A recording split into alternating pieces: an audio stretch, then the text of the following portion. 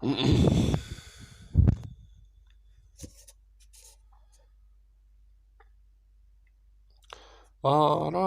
ara. 1,25 al bar e vi portatevi un pezzo di paradiso. Io lo sorseggiate mentre guardate YouTube o i vostri canali preferiti, i vostri siti preferiti di internet.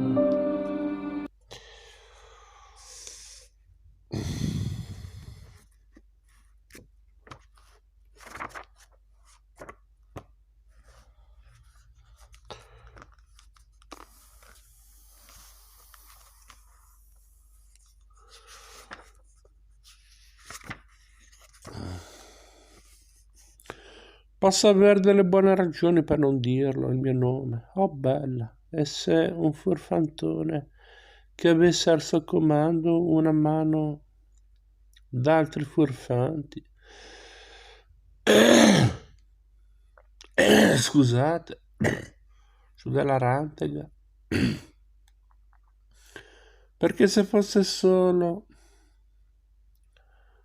E qui finì la frase con un gesto. Se un furfantone volesse sapere dove io sono per farmi qualche brutto tiro, domando io se questa faccia si muoverebbe per aiutarmi. Devo dire i fatti miei. Anche questa è nuova. Sono venuto a Milano per confessarmi, supponiamo, ma voglio confessarmi da un prete cappuccino, per modo di dire, e non da un oste. L'oste stava zitto e seguiva a guardare la guida. E seguitava a guardare la guida, scusate,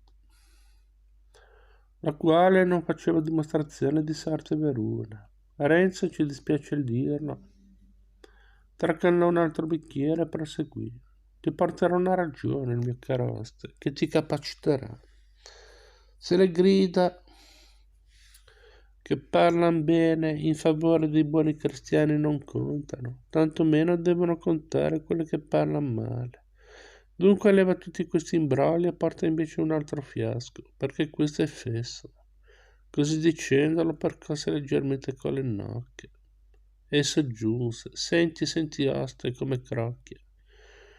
Anche questa volta Renzo aveva a poco attirato l'attenzione di quelli che le stavano d'intorno e anche questa volta fu applaudito dal suo uditorio. Cosa devo fare? Disse l'oste guardando quello sconosciuto che non era tale per lui. Via, via, gridarono molti di quei compagnoni. Ha ragione quel giovane, sono tutte angherie, trappole, impicci. Legge nuova oggi, legge nuova. In mezzo a queste grida, lo sconosciuto, dando all'oste un'occhiata di rimprovero per quell'interrogazione troppo scoperta, disse: lasciato non può fare a suo modo, non fate scene.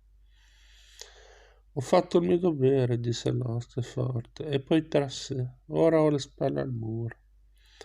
E prese la carta, la penna, il calamaio, le grida e il fiasco vuoto per consegnarla al garzone. Porta del medesimo, disse Renzo, che lo trovo galantuomo. Lo metteremo a letto come l'altro, senza domandargli nome e cognome, e di che nazione sarà e cosa viene a fare, e se a stare un pezzo in questa città. Del medesimo, disse l'oste al garzone, dandogli il fiasco, e ritornò a sedere sotto la cappa del camino. Altro che lepre, pensava istoriando di nuovo alla cenere. E in che mani sei capitato, pezzo d'asino? Se vuoi affogare, affoga, ma l'oste della luna piena non deve andare di mezzo per le tue pazzie.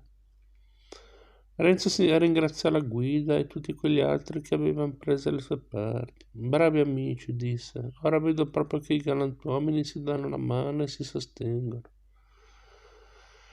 Poi spiando alla destra per aria sopra la tavola, poi spianando alla destra per aria sopra la tavola e mettendosi di nuovo in attitudine di predicatore, gran cosa, esclamò, che tutti quelli che regolano il mondo vogliono fare entrare per tutto carta, penna e calamaio. sempre la penna per aria, grande smania che hanno quei signori da adoperare la penna.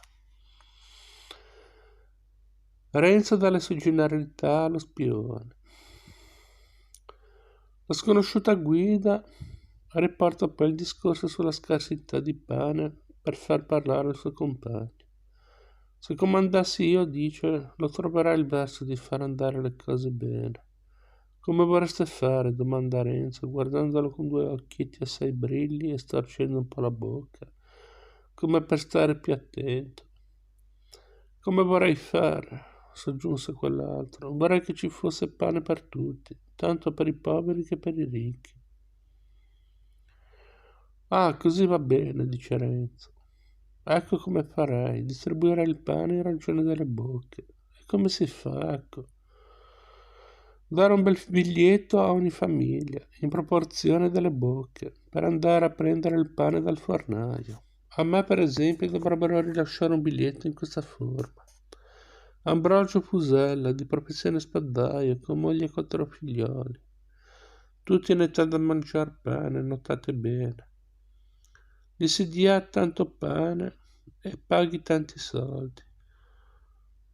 A voi, naturalmente, dovrebbero fare un biglietto per il vostro nome? Lorenzo Tramaglino, disse il giovane, il quale, a furia di bere, non vi era abituato. Ma aveva ormai perso il controllo di sé, così senza nemmeno accorgersene dalle sue generalità a quel misterioso compagno che è riuscito a farlo cadere in trappola. Avendo saputo ciò che gli interessa, il finto Ambrogio Fusella, si tratta ovviamente di un nome inventato per indurre Renzo a dire il suo, se ne va difilato.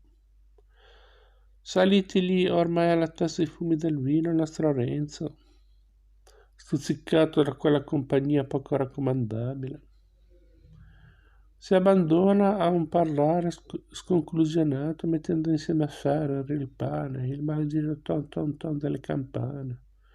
Sta per pronunciare anche i nomi di Don Rodrigo e di padre Cristoforo, ma per fortuna si trattiene in tempo.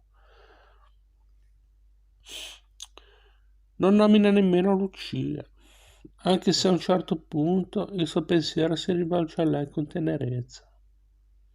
Troppo ci dispiacerebbe, commenta il Manzoni, se quel nome per il quale anche noi sentiamo un po' d'affetto e di riverenza fosse stato strascinato per quelle boccacce, fosse divenuto trastullo di quelle lingue sciagurate. L'oste convince Renzo ad andare a letto, poi si reca dal notaio criminale. Renzo è ubriaco e ci vuole tutta l'abilità dell'oste per convincerlo ad andare a letto. Anzi, siccome il giovane stenta a tenersi in equilibrio, l'altro deve sorreggerlo e tirarlo su per la scaletta che conduce alla camera destinatagli. L'oste aiuta Renzo a spogliarsi, ma non si dimentica di farsi pagare il conto e cerca di carpire finalmente nome e cognome. Niente da fare però su questo punto. Per quanto brillo e pur continuando a sproloquiare, Renzo non cede, ma subito dopo cade in preda ad un sonno profondo. Chiusa a chiave la stanza, l'oste affida alla moglie la sorveglianza del locale, dove una mano di scapestrati tra il bere e tra che di natura sono sboccati, ne dicono di tutti i colori. Bada che paghino, le dice, e se parlano di politica fa finta di non sentire. Io cercherò di tornare più presto che posso. Quindi, imprecando contro quel testardo di Montanaro, si reca di corsa al Palazzo di Giustizia per fare la sua deposizione. Cioè per avvertire che era giunto ad alloggiare da lui un forestiero che non aveva mai voluto manifestare il suo nome.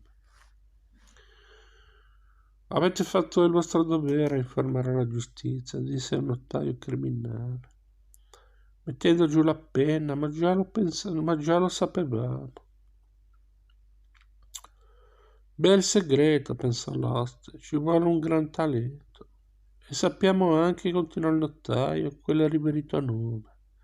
Diavolo, il nome poi come hanno fatto?